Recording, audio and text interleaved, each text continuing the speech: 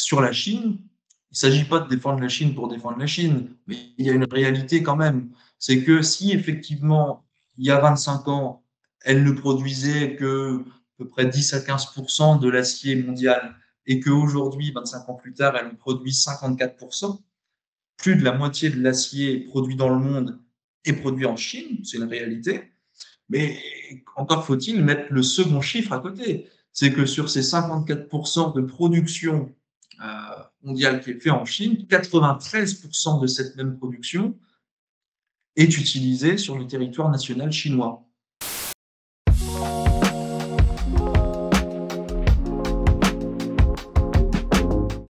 Bonjour et bienvenue sur l'Actu du TA, la chaîne YouTube du travailleur alpin. Alors, pour celles et ceux qui nous découvriraient, le TA, c'est le média engagé isérois que vous pouvez retrouver en format vidéo ici, mais aussi sur le site internet travailleuralpin.fr et en format papier avec un mensuel de 24 pages. Donc, on mettra en description tous les liens utiles pour ce média-là. J'en termine avec l'instant auto-promo en vous invitant évidemment à vous abonner à la chaîne, à liker cette vidéo et à la relayer sur vos réseaux sociaux pour faire rayonner nos contenus s'ils vous plaisent. C'est important pour l'algorithme de YouTube. Alors, on attaque sans plus tarder avec Esteban du média ami Liberté Actu, qui s'est fait une spécialité des sujets industriels. Mais du coup, je te laisse présenter Liberté Actu, Esteban. Ouais, d'abord merci pour l'organisation de cet échange. Liberté Actu, en quelques mots, c'est un journal entièrement numérique. On y publie 3 à 4 articles par jour, chaque jour, du contenu original, avec plusieurs aspects sur lesquels on essaye d'appuyer énormément. L'international, d'une part, avec le suivi des bouleversements qu'il y a dans le monde sur les mécanismes de gouvernance mondiale, etc. Et puis sur l'industrie, où on essaye d'appuyer sur la question sociale, évidemment, mais pas seulement, aussi sur les stratégies industrielles euh, du patronat, sur les stratégies industrielles des différents pays et plus globalement sur quelles sont les évolutions des chaînes de valeur, j'y reviendrai un petit peu après sûrement, des chaînes d'approvisionnement, etc. Voilà, donc, et puis dernier aspect sur Liberté, je disais 3 à 4 articles par jour, l'enjeu c'est aussi de faire des articles qui ne sont lisibles qu'en 3 minutes, 3-4 minutes, voilà, pour que le travailleur, comme on le dit chez nous, à la pause clope, à la pause café, puisse en quelques coups de doigt sur le téléphone avoir accès à du contenu qui l'intéresse. Eh ben, merci. Du coup, alors on reviendra dans un second échange sur, l'industrie automobile, qui est un sujet, assez important, dans le paysage. Mais aujourd'hui, on va parler d'un secteur stratégique, d'un autre secteur stratégique, celui de la production d'acier, donc la sidérurgie. C'est un sujet qui revient régulièrement dans l'actualité avec notamment le groupe ArcelorMittal qui a encore annoncé des délocalisations là en février dernier, vers l'Inde. Mais du coup, avant de rentrer dans le détail, on va commencer par reposer les bases avec toi, parce qu'il faut être honnête que quand on entend sidérurgie, on ne sait pas forcément, réellement de quoi on parle précisément. Est-ce que tu peux nous dire concrètement ce qu'on met derrière, un peu l'historique du secteur et ce que ça représente et en quoi c'est un secteur stratégique? Ouais, bon, euh, je pense d'abord que pour bien comprendre ce qu'est la sidérurgie, il faut avoir en tête ce que cette filière représente historiquement, ce qu'elle représente dans la révolution industrielle, dans le développement des nations et même dans la guerre, parfois, parce que ça permet derrière de saisir toutes les évolutions de ça. D'abord, sur le petit point sémantique, bon, on a la métallurgie qui regroupe toutes les industries des métaux, ferreux et non ferreux, là où la sidérurgie, c'est précisément l'extraction, le travail du fer pour donner des aciers spéciaux, etc. Sur, sur ce point-là, rapide retour en arrière, mais je développerai juste après. Euh, on a toujours utilisé plus ou moins du fer. Euh, c'est pas récent. Parmi les points qui sont bien à avoir en tête, c'est que le fer, c'est un des éléments qui abonde le plus sur la planète. Voilà. Très vite, on s'est rendu compte qu'en le chauffant, la matière devenait plus malléable et qu'on pouvait en faire tout un tas de choses. Mais en fait, il a fallu attendre le tournant du 18e, 19e siècle pour arriver vraiment sur ce qu'on appelle, nous, la sidérurgie, c'est-à-dire développer une industrie massive du minerai de fer avec tout ce qui en découle derrière. Je disais, le minerai de fer est un combustible pour le chauffer. Euh, on a utilisé pendant tout un temps le charbon de bois qui ne chauffait pas suffisamment pour arriver aux produits qu'on arrive à faire aujourd'hui, mais qui abondait quand même dans certains territoires, ce qui explique que dans certains coins du pays, je pense aux Ardennes et à d'autres endroits, euh, comme il y a de grandes forêts, on a eu une production sidérurgique. Les Anglais, très vite, se mettent à utiliser le charbon minéral, le charbon de houille, pour, pour remplacer le charbon de bois, ce qui permet d'arriver à des températures beaucoup plus élevées et à faire d'autres choses avec ce minerai de fer. Donc de là, on a ouvert, notamment dans le Nord-Pas-de-Calais de la France, les grandes mines de charbon qu'on connaît. Même ce charbon sur lequel on a appliqué un procédé industriel pour en extraire ce qu'on appelle le coke, voilà, avec couverture de coquerie. Euh, et tout ça mélangé dans un haut fourneau qui nous permet d'arriver à des matériaux finis. Voilà. Là-dessus, j'y ajoute la question de la chaux. CHUX, qu'on connaît peu, mais qui est inséparable du processus industriel de la sidérurgie depuis bien longtemps. En gros, dans le fourneau, on met le minerai de fer, on met le combustible, le coke, et puis on met la chaux qui elle-même, c'est des pierres calcaires qu'on extrait, qu'on fait chauffer à 1000 degrés, et on arrive avec cet élément qui permet de capter dans le haut fourneau les impuretés du minerai de fer, qui permet de réduire sa teneur en soufre et donc de le rendre plus solide, moins craquant. Voilà. Euh, avoir tout ça en tête, c'est comprendre les chaînes de valeur, les chaînes d'approvisionnement et l'écosystème de la sidérurgie, et donc comprendre aussi, on y reviendra après, j'imagine, les difficultés auxquelles sont confrontés le secteur. Voilà. Alors, une fois que ça est dit, je parlais tout à l'heure du rôle dans la révolution industrielle. On a une bonne image pour ça. Pour comprendre le rôle de la sidérurgie, c'est le double mouvement, j'ai envie de dire, du chemin de fer. On parle souvent de locomotive du progrès, hein, pour le développement des machines à vapeur, etc. Mais l'image est très simple. Pour acheminer les différents éléments dont je viens de parler, on avait besoin de chemin de fer. Voilà, pour avoir une production sidérurgique massive. Et dans le même temps, pour pouvoir produire tous ces chemins de fer, il y avait besoin d'une production sidérurgique massive. Donc c'est ce mouvement qui a donné ce qu'on connaît. Voilà.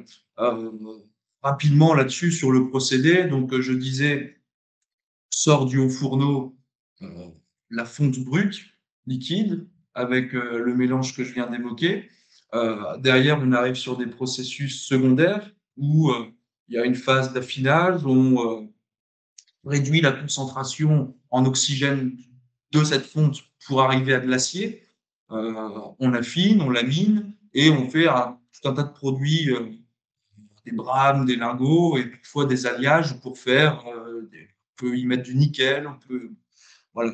Et deuxième, et je termine là-dessus, deuxième élément qui sort du haut fourneau, enfin, je passe très vite, mais c'est ce qu'on appelle le laitier.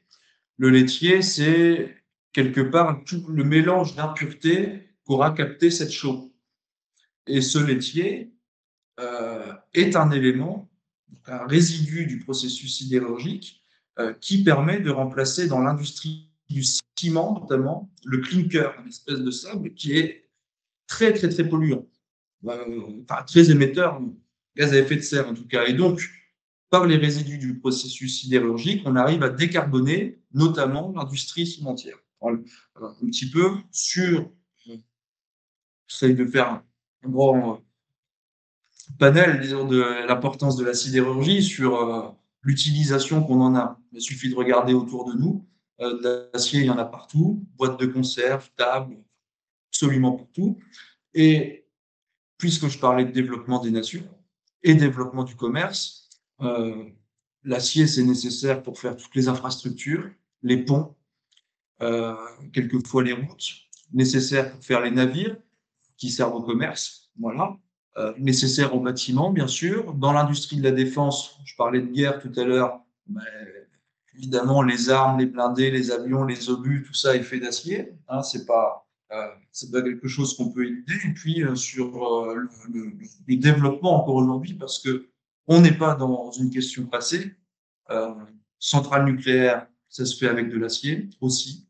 Les centrales hydroélectriques également. Les éoliennes sont très consomment énormément d'acier. Enfin bon, voilà, c'est tous ces éléments qui nous permettent de voir euh, pourquoi est-ce que ce qu'on a appelé les barons des mines et les maîtres des forges, c'est-à-dire les grandes familles qui se sont occupées à la fois des mines de charbon et du secteur sidérurgique naissant et en plein développement, ont pris quelque part, c'était un peu un des cœurs névralgiques du capitalisme européen naissant, avec toutes les contradictions, voilà, avec des villes, des régions entières qui se sont formées autour de l'industrie sidérurgique, et dans le même temps, euh, les guerres, puisque une image qui est aussi reprise souvent, les quelques grandes familles de maîtres de forge françaises et allemandes n'étaient pas très regardants sur ce qu'ils produisaient pendant que ça faisait du pognon, pour le dire vite,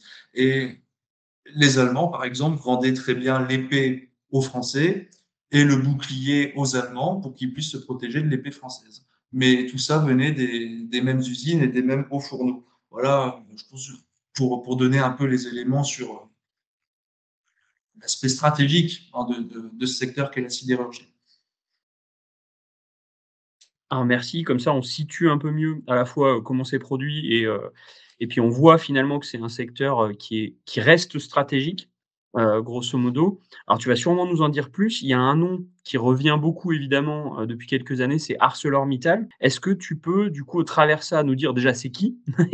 Et puis, bah, finalement les un petit peu l'état du secteur et les restructurations qui ont abouti à ses propriétés actuelles, au niveau de la France? Ouais, bon, c'est un nom qu'on entend beaucoup, pour cause ArcelorMittal, venir après sur la genèse du groupe ArcelorMittal, mais c'est le deuxième plus gros producteur d'acier au monde. Donc, effectivement, c'est pas rien.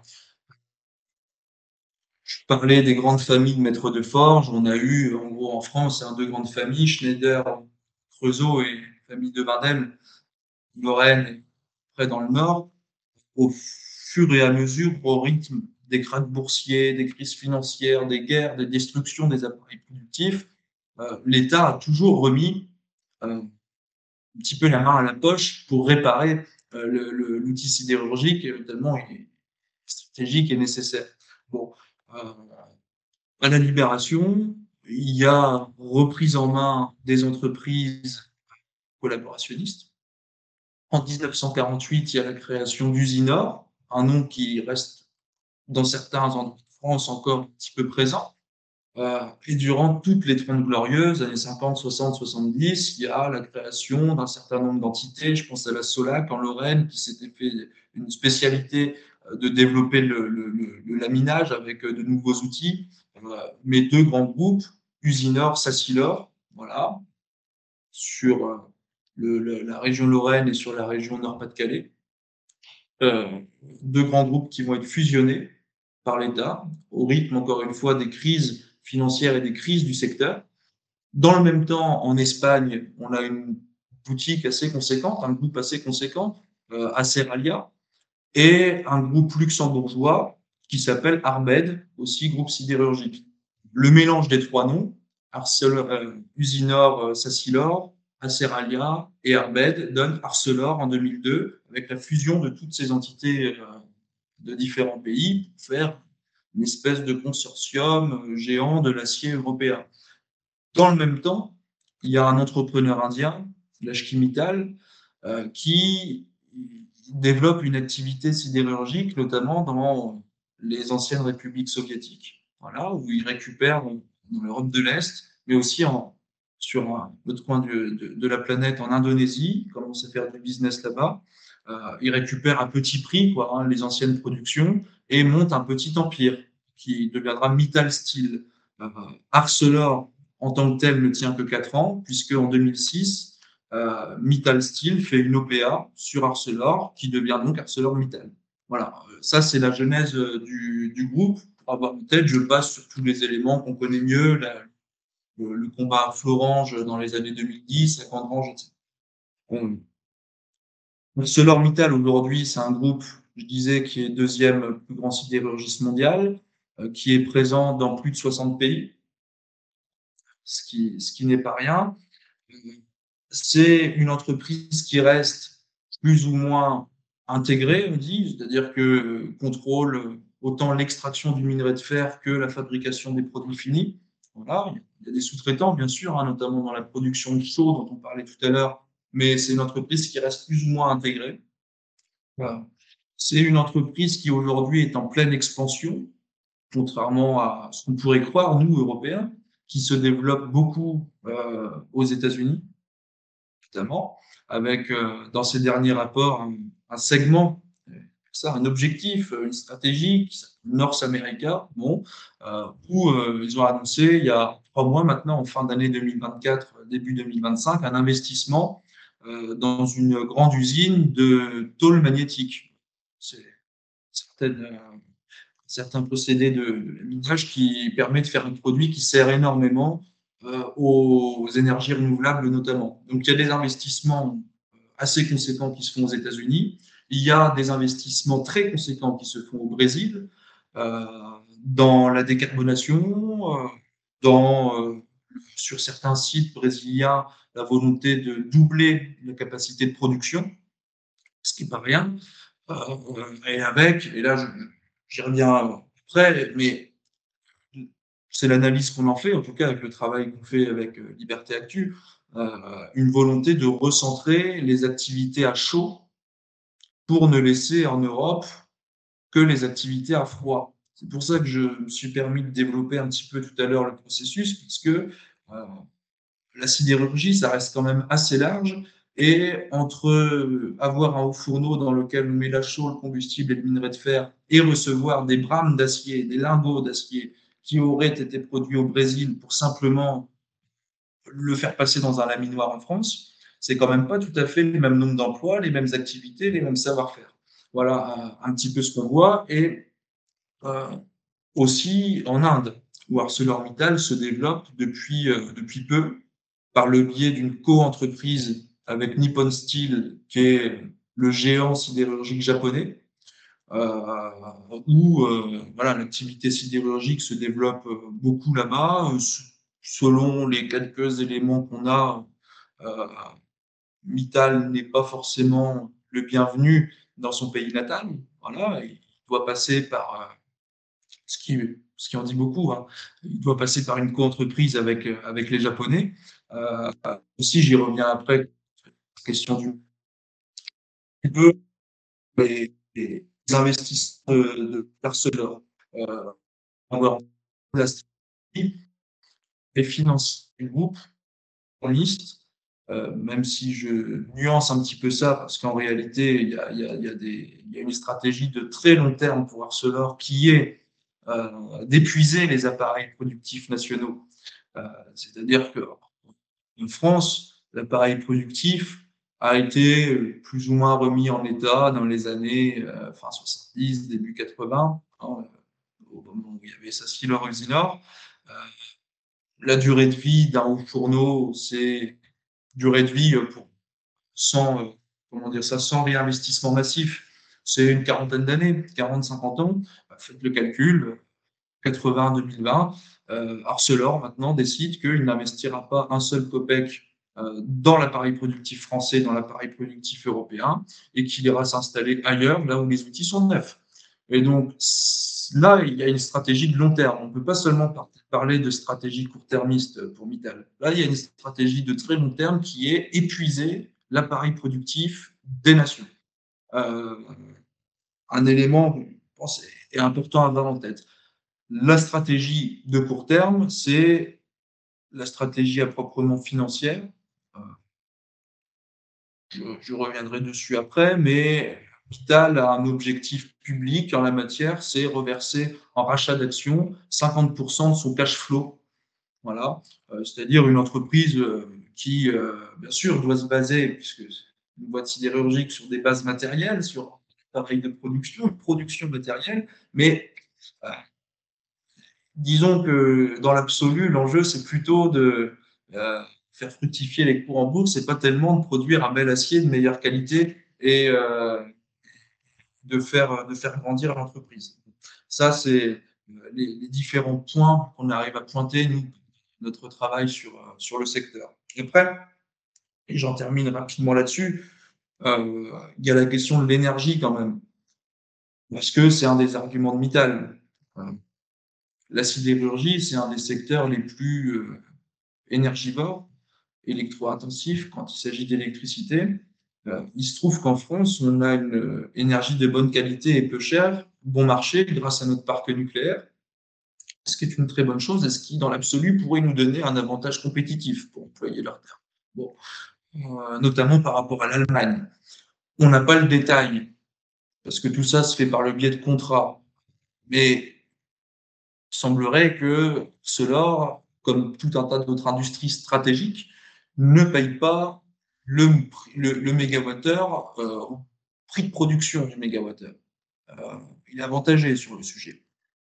Ce qui est certain, c'est que en France, le coût de l'énergie est bien plus faible pour lui qu'en Allemagne ou dans d'autres endroits, grâce à notre nucléaire, même si le marché européen de l'énergie nous joue des tours sur le sujet. En revanche, quelque chose à avoir en tête, c'est qu'aux États-Unis, il paye son énergie moins cher qu'en France. Tout ce qu'on connaît, gaz de schiste, etc. Voilà. Tout ça pour faire un panel et pour conclure sur ArcelorMittal domine très très très largement le marché européen et je dirais pas qu'il a un monopole sur le marché européen mais presque. En tout cas en France et en Europe occidentale, ArcelorMittal est un peu le maître du jeu et le seul maître du jeu, ce qui nous pose des problèmes au vu de ce qu'on vient d'évoquer. Bon, voilà, le risque finalement, et j'en termine là, c'est qu'il délocalise complètement ses activités à chaud pour ne laisser ici que des activités à froid et faire de la France, je pense à Fos-sur-Mer et à Dunkerque, que des hubs logistiques d'arrivée des brames d'acier, de l'aminage ou d'autres activités froid pour les faire repartir dans d'autres coins du monde. Voilà.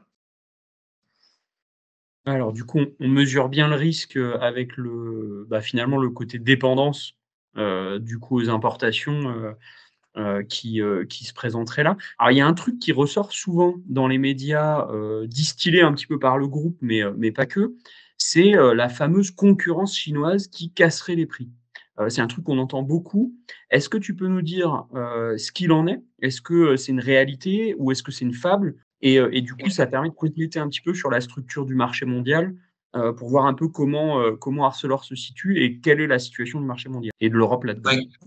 Là, on rentre vraiment dans le vif du sujet, dans le cœur du problème. Parce que depuis, tu dis un peu, mais en fait, c'est énormément. Depuis plusieurs mois maintenant, en une d'un nombre de journaux incalculable, revient l'idée que l'ogre chinois menace la sidérurgie européenne, que voilà, c'est les termes qui sont employés. On parle d'ogre chinois, on parle de Pékin qui voudrait tuer l'industrie française, l'industrie européenne, et ArcelorMittal distille ces éléments de langage-là et les fait passer partout, en réalité. Sauf que euh, c'est vraiment c'est pas grande mensongère et qui est démontable très facilement, en réalité. Parce qu'à un moment, les faits sont têtus, comme disait l'autre. Et sur la Chine, il ne s'agit pas de défendre la Chine pour défendre la Chine, mais il y a une réalité quand même. C'est que si effectivement, il y a 25 ans, elle ne produisait que à peu près 10 à 15% de l'acier mondial et qu'aujourd'hui, 25 ans plus tard, elle en produit 54%, plus de la moitié de l'acier produit dans le monde est produit en Chine, c'est une réalité. Mais encore faut-il mettre le second chiffre à côté. C'est que sur ces 54% de production mondiale qui est faite en Chine, 93% de cette même production est utilisée sur le territoire national chinois. C'est-à-dire que c'est l'écrasante majorité de la production chinoise qui sert à la consommation chinoise. Et là, il faut donner 2 points, une fois qu'on a dit ça. C'est d'abord, regardons dans le même temps, dans le même mouvement, dans la même dynamique, le nombre d'entreprises occidentales qui se sont installées là-bas. Je pense à l'automobile notamment. Automobile très consommatrice d'acier, bien sûr. Bon. Donc, il y avait besoin, et fort heureusement qu'il y a une production d'acier là-bas. Sinon, on aurait aussi entendu des cris d'orfèvre sur la pollution, sur une production d'acier qui serait faite ici, puis renvoyée en Chine, etc. Ça, c'est le premier point. Et le second point, c'est que la Chine s'est énormément développée depuis 25 ans. Son industrie nationale, ses infrastructures, euh, on peut lire ici et là le nombre de milliers, de dizaines de milliers de kilomètres de voies ferrées à grande vitesse notamment, créées, construites en Chine. Tout ça demande de l'acier. Donc bien sûr que la production d'acier chinoise a explosé, mais pour son développement national en premier lieu. Ça, c'est quelque chose qu'il faut noter et c'est étayé par les chiffres. Bon, après, il y a un second point. Et là, je fais une aparté pour revenir sur le sujet, mais il y a eu un petit, qui court toujours, un petit scandale aux États-Unis parce que une des grandes boîtes états-uniennes de sidérurgie s'appelle US Steel et Nippon Steel, dont je parlais tout à l'heure, les Japonais étaient en passe de racheter US Steel. L'administration a mis son veto. Et ça faisait partie du consensus entre démocrates et républicains pendant la campagne. L'administration a mis son veto. Évidemment, ça a mis les Japonais dans l'embarras, je crois. C'est au jour le jour, là, l'actualité, mais il y a eu volonté d'engager des actions en justice, notamment sur le droit international du commerce, etc. Mais qu'est-ce que ça nous dit, ces frictions qu'il y a entre les Japonais et les Américains? Pendant le même temps, les Chinois développent à ce point-là leur secteur sidérurgique. Mais c'est pas compliqué, c'est que le monde, et on peut refuser de le voir, mais c'est une réalité, le monde est aujourd'hui multipolaire. Au sens il y a plusieurs pôles d'activité, d'attraction économique, commerciale, industrielle. Voilà. Euh, on a des pays comme la Chine, l'Inde et toutes les nations du Sud-Est, de l'Asie du Sud-Est, qui ont des taux de croissance 5%, 10% depuis de nombreuses années. C'est des milliards d'habitants, tout ça. Et, évidemment que la production sidérurgique, au vu de toute l'histoire que j'ai développée au début, a explosé, se développe et que y a une production de plus en plus forte. Et évidemment qu'il y a un nouveau pôle d'attraction sidérurgique, commerciale, industrielle, et que ce n'est plus seulement entre les mains de la vieille Europe occidentale et des États-Unis. Voilà. Est-ce que cela veut dire que on est en train de perdre nos savoir-faire? Peut-être, et c'est contre ça que les travailleurs se battent, mais c'est certainement pas à cause de ce nouveau pôle d'attraction naissant. C'est bien à cause des décisions qui sont prises par ArcelorMittal et par les gouvernements occidentaux.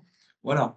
Euh, Bon, pour avoir en tête ce qui crée finalement des frictions hein, entre le centre de l'ancien pôle hégémonique états-unien et sa périphérie, Japon de première ligne.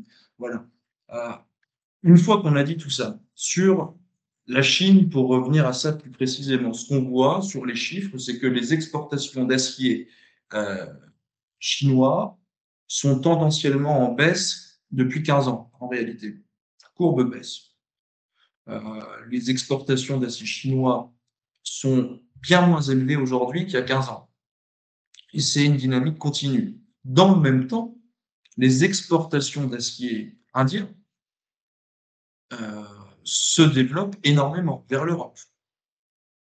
Et je ne fais pas le raccourci de dire que ArcelorMittal nous envoie son acier indien, mais quand même la question est posée, puisque le développement de l'acier indien se fait par le biais de la co-entreprise entre Mittal et Nippon Steel, et que effectivement il y a aussi en Inde des surcapacités.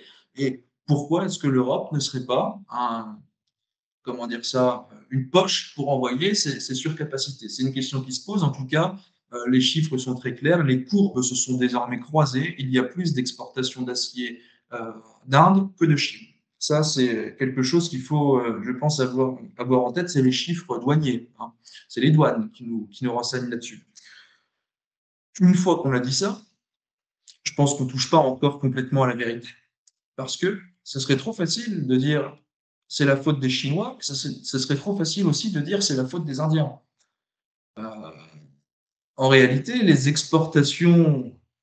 importations, pardon, d'acier en Europe, euh, c'est assez récent.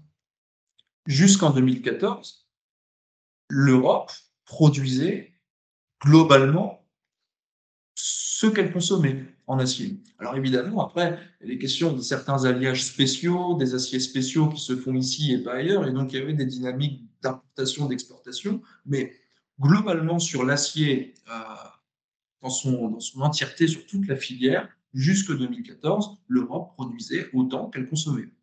Voilà, avec quelques fluctuations, mais les courbes se sont désormais croisées pour de bon, et finalement, si elles se sont croisées, c'est bien avant que l'ogre chinois arrive, contrairement à ce qu'ils disent, puisqu'ils veulent parler d'ogre.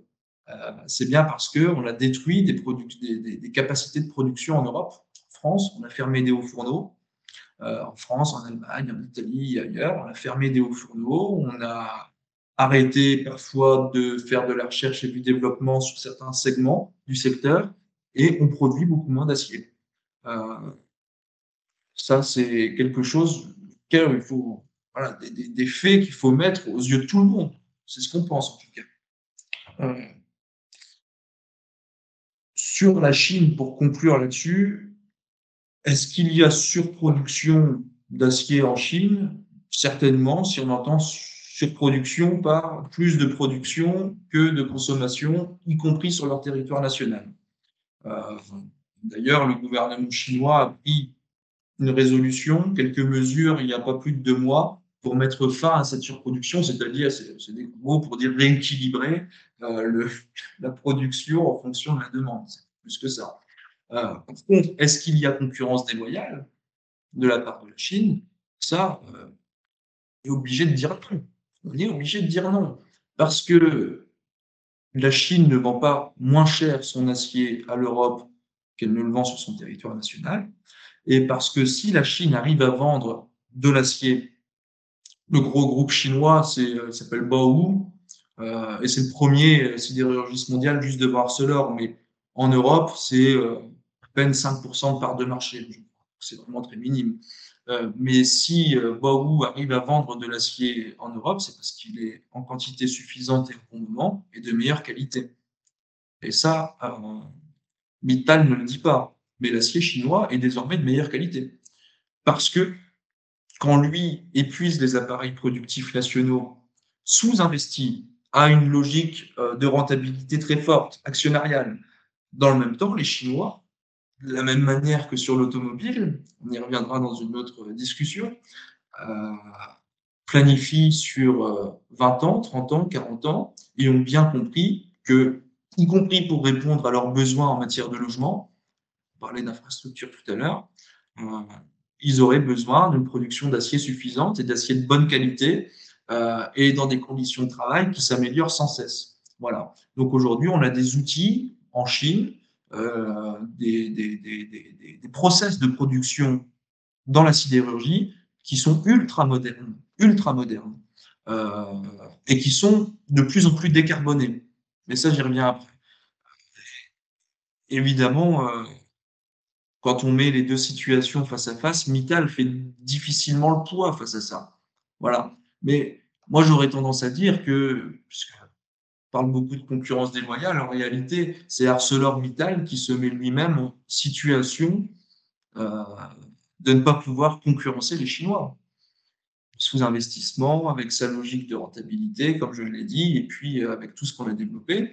Alors, après, et je m'arrête là sur la question, mais la question qui à se poser, c'est est-ce que Mittal n'a pas lui-même compris euh, cet aspect multipolarité du monde, et est-ce qu'il n'est pas en train de se recentrer sur les États-Unis, tout simplement. Voilà, sur les États-Unis et le continent américain globalement, et pour envoyer, comme je l'ai dit, ses activités à froid en Europe. C'est une des possibilités qu'il faudra étudier, ce qui permet de comprendre peut-être un peu plus rationnellement les dynamiques et les restructurations en cours. Voilà.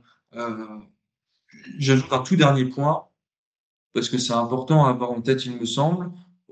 Par exemple, au Moyen-Orient, l'un des gros producteurs d'acier, c'est l'Iran. Un groupe iranien, c'était logique, qui est parmi, je crois, encore les 10 premiers sidérurgistes mondiaux et qui fournit énormément, c'est des dizaines de millions de tonnes d'acier chaque année, avec un acier là aussi de très bonne qualité, visiblement, et qui se développe. Donc à avoir en tête aussi au vu du rôle stratégique, encore une fois, de l'acier. Eh ben, merci. Je pense que c'était effectivement, du coup, ce qu'on saisit bien, c'est qu'en fait, on a, complètement un espèce de mistigris, qui est mis, pour cacher, la situation qui est quand même vachement alarmante. Moi, je donne un exemple, mais parce que je l'ai vu, sur d'autres secteurs, plutôt métallurgie des poudres et compagnie dans le coin, donc des secteurs plus petits, mais où sur le sous-investissement et l'épuisement de l'appareil productif, je pense qu'on a un vrai sujet global. C'était, les potes qui alors la boîte, elle a fermé depuis, c'était, une boîte à pont-de-clés, Syntertech, où en fait le copain il nous racontait, on avait 4 machines, les tauliers ils investissent pas et du coup on démonte des pièces de certaines machines pour en réparer d'autres et en fait on tient comme ça depuis, 10-15 ans mais à la fin, si tu investis pas, la boîte elle crève et d'ailleurs c'est ce qui s'est passé. Donc évidemment là c'est des secteurs plus gros la sidérurgie mais en fait on a un peu les mêmes logiques et donc on risque de se retrouver, si je saisis bien, dans une situation où finalement, notre appareil productif, en fait, s'effondre, sous les choix financiers, en fait, d'une boîte capitaliste, qui abandonne complètement le secteur, avec en toile de fond, finalement, le poids du coût du capital. Parce que c'est, finalement, il faut remonter des dividendes, il faut remonter du cash et du coup, on épuise la bête, quoi. C'est finalement beaucoup plus ça que la question de la concurrence, internationale et du coup, là-dedans, pour basculer derrière, en fait, en face à ça, grosso modo, qu'est-ce qu'on peut faire? Qu'est-ce qu'on peut revendiquer, pour justement sortir de ce piège-là et quelque part reprendre la main, sur tout ça? Ouais, je rejoins ce que tu dis, c'est un problème qui touche pas que la sidérurgie. Et sur l'aspect plus social, disons, le- les travailleurs d'ArcelorDunkerque alertent depuis des mois, en prenant des exemples très concrets où, pour pouvoir aller travailler, ils regardent la météo parce qu'il y a tout suite et problème de toiture, ce qui fait, on parle quand même d'un secteur c'est de l'industrie lourde, hein, à cause de problèmes de toiture, parfois ils peuvent pas travailler sur leurs outils, sur leurs machines. Donc, c'est vraiment un problème très concret. Sur les solutions, d'abord, moi, je pense qu'il faut d'abord voir quelles sont les non-solutions qu'on nous présente. Puisque on a les groupes européens, Mittal en tête, enfin, européens, les groupes implantés en Europe, Mittal en tête, qui, comme ils font, euh, pour eux, le problème, c'est la Chine, quelques autres, mais surtout la Chine, forcément, les réponses qu'ils proposent ne sont pas les bonnes. Encore une fois, il ne s'agit pas de défendre la Chine, il s'agit de faire le bon diagnostic pour pouvoir répondre lucidement au problème qui nous est posé, parce qu'effectivement, on a un problème en Europe sur le secteur sidérurgique. Effectivement. Euh, mais faisons le bon diagnostic. Donc déjà, leur solution, euh, c'est avant tout fixé sur leur objectif de rentabilité et pas sur le développement et la pérennisation de leur outil productif. Ça, je pense qu'on peut le comprendre assez facilement. Après, il y a d'autres solutions qui paraissent un peu, disons, un coup de baguette magique. Euh, on voudrait, soit à droite comme à gauche, d'ailleurs, hein, je pense Ruffin, pour le dire tout de suite, nous enfermer dans une guerre commerciale, c'est-à-dire une bataille de droits de douane, de barrières douanières, de taxes. Euh, mais cette bataille-là, cette guerre commerciale, elle ne peut se faire qu'au détriment des travailleurs et des consommateurs, mais qui sont des travailleurs. Ça, c'est parce que si vous augmentez le prix par des barrières douanières de l'acier, d'abord, vous ne réglez pas le problème de la qualité de l'acier, des outils de production, vous ne réglez pas tous ces problèmes, ce problème de savoir-faire, rien de tout ça, mais ça va se répercuter de fait sur le prix d'un véhicule, sur le prix d'une boîte de conserve et sur le prix des infrastructures publiques. Hein, et on peut prendre tout un tas d'exemples. Donc, cette guerre commerciale ne serait faite qu'au détriment des travailleurs, et finalement, ce serait une guerre qui effectivement profiterait à des magnats du secteur comme Mittal, mais au détriment des travailleurs d'ArcelorMittal. Voilà, ça c'est pour démonter très rapidement cette solution qui paraît toute faite, alors qu'en réalité, elle n'est pas du tout une solution. Face à tout ça, et après je développe, mais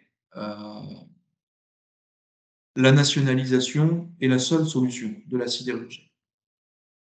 La nationalisation. Parce que, au vu de tout ce qui a été évoqué avant, tant sur l'aspect technique, sur l'aspect stratégique, sur les besoins en matière d'acier dans l'avenir, on ne peut pas laisser ça entre les mains d'un financier comme Mittal ou de tout autre financier d'ailleurs. Et parce que là, on arrive à un point de non-retour quelque part. C'est-à-dire que si demain la sidérurgie disparaît du continent européen, en tout cas les activités à chaud, si les outils de production, les sites, les usines, les hauts fourneaux sont complètement morts, pour faire machine arrière, euh, c'est quand même pas si simple. On parle d'une industrie lourde. Voilà. Euh, donc véritablement, la nationalisation est la seule solution. Après, il faut regarder tout ce qu'on met derrière. Il y a un point dont on n'a pas parlé, c'est la demande en matière d'acier. Parce qu'on nous parle aussi de surcapacité en Europe. Les demandes en matière d'acier ne vont aller qu'en s'accentuant, selon tous les scénarios, que ce soit des scénarios donnés par les groupes liés à la Commission européenne, ou par l'ADEME en France, par tout un tas d'experts du secteur, pour le dire rapidement, parce que, ne serait-ce que pour répondre au plan de développement de l'éolien sur le continent, on va devoir augmenter, j'ai plus les chiffres en tête, mais de quelques millions de tonnes de production d'acier chaque année d'ici à 2050. Ne serait-ce que pour répondre à ça. Globalement, pour répondre à l'enjeu d'électrification de la région, du continent, il va nous falloir beaucoup plus d'acier. Alors tout ça se fait sur un temps plus ou moins long. Le problème de l'acier, de la sidérurgie, c'est qu'on n'appuie pas sur un bouton pour relancer un haut fourneau. Ça prend du temps. Donc, euh, il faut vraisemblablement accepter d'avoir des surcapacités momentanées, de stocker, pour pouvoir répondre le jour où la demande va s'accroître et pas être appuyé trop tard sur ce fameux bouton. Et en réalité, si on veut répondre aux différents scénarios qui nous sont donnés et aux objectifs, pas seulement en matière de décarbonation, mais aux objectifs de développement du continent et du pays, c'est maintenant qu'il faut investir dans l'outil de production et dans la sidérurgie. C'est pas demain, c'est maintenant, quitte à avoir des surcapacités momentanées, encore une fois. Mais ça, il y a bien que l'État, la nation, avec tout ce qu'on met derrière, qui peut prendre cette décision. Puisque là, on parle vraiment d'un effort de planification et d'un effort aussi de pouvoir rogner sur ses marges. Et de ce point de vue, je ne l'ai pas évoqué tout à l'heure, mais la Chine nous apprend aussi quelque chose, nous montre que c'est possible. C'est la même chose dans l'automobile, hein, partie. Et tout ça, c'est une stratégie plus globale. Force est de constater que la stratégie industrielle chinoise est efficace. Elle correspond à leur pays, elle correspond à leur zone géographique, etc., mais elle est efficace. La Chine dit, le ministère de l'industrie chinois interpelle son groupe, ces différents groupes sidérurgiques, et en gros leur dit, si la tonne d'acier se produit, le coût de la tonne d'acier est à 400 $, 400 euros, tant que vous le vendez 400, ça nous va. Voilà. C'est-à-dire que vous pouvez rogner sur vos marges. Parce qu'on a besoin de répondre à des besoins. On a besoin de répondre aux objectifs industriels par ailleurs, aux objectifs en matière d'infrastructures publiques, etc. Et donc, rogner sur vos marges. Ça, c'est quelque chose, encore une fois, en France, en Europe, il y a bien que les nations qui peuvent prendre ces décisions. Le problème étant, c'est que pour un certain nombre de nations, les dirigeants concernés sont plus proches dans leur démarche de la finance à l'amital que des besoins en matière de planification et autres. Ça, c'est un point qu'il faut avoir en tête. Après, je vais sur la décarbonation, parce qu'il y a quand même un enjeu là-dessus. Je l'ai dit, c'est un des secteurs qui consomme le plus. Il y a plus ou moins 3 manières de produire de l'acier.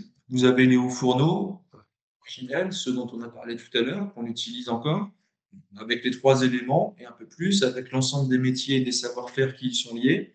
Vous avez les fours à arc électrique. Alors donc là, c'est une production complètement électrifiée, mais qui ne part pas du minerai de fer, qui part de ferraille. Voilà. Donc il y a un aspect recyclage aussi. Le problème étant, c'est que cette, ce processus industriel demande donc de la ferraille qui n'est pas forcément présente en quantité suffisante dans le monde, notamment si tout le monde s'y met, et qui ne donne pas la même qualité, notamment en matière de solidité, que le processus normal par au fourneau. Donc, il y a tout un tas de questions qui se posent, mais ce qui n'empêche pas de développer des fours à arc électrique, ce que fait la Chine et d'autres, d'ailleurs, je crois un petit peu aussi, dans le même temps, comment dire ça, de mettre en place plusieurs process sidérurgiques complémentaires. Voilà. Et le troisième, c'est ce qu'on appelle les DRI. Hein.